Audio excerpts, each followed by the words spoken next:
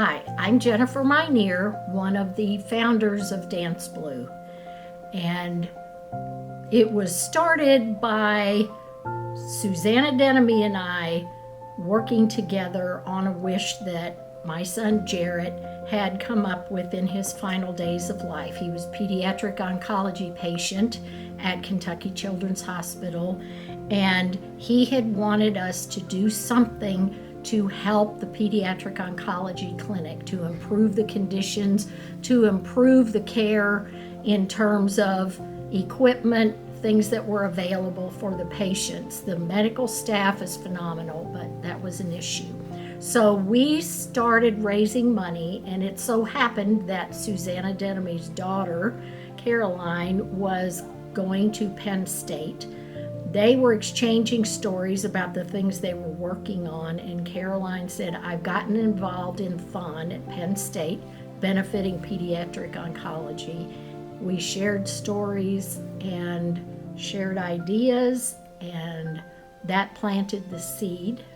We had open meetings in the Student Center, which were attended by many students. We met with the Panhellenic Councils, student government, student activities, all the different organizations, and students were ready for something just like this that would give them an opportunity to make a difference in the community.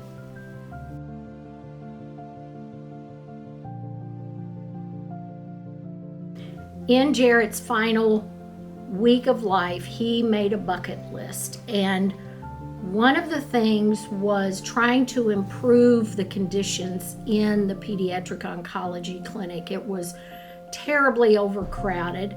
They didn't even have enough chairs for all the patients and the parents. They did not have separate treatment rooms to break down into smaller groups. We were all crowded in one big room together.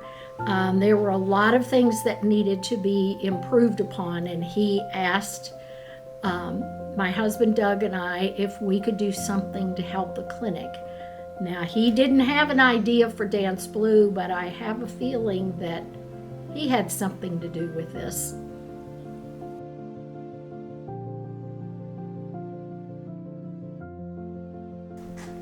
The impact that DanceBlue has had on pediatric oncology is indescribable.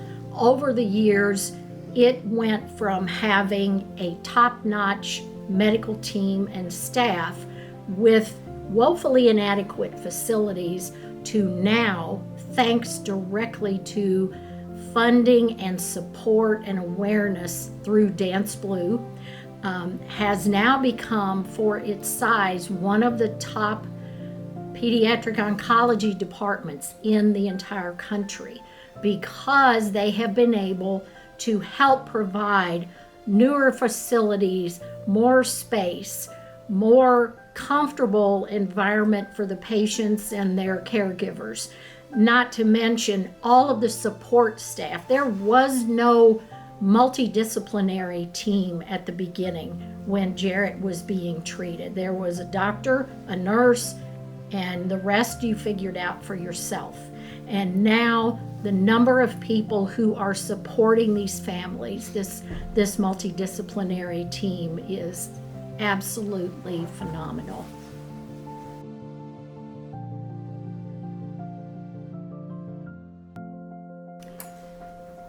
DanceBlue is, while it is an absolute cornerstone of this university now, it has been fluid in meeting the needs of patients and the medical team at the now DanceBlue clinic.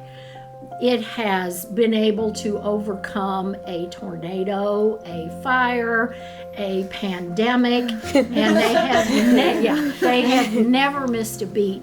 But the wonderful part of that is that as the physicians and the team, the medical team, have presented other needs to the students, to the leadership, the students have every year, they're more and more on board to what they can do to help with the patients and to make a more positive experience and hopefully create more positive outcomes for these kids who are battling cancer from all across the state.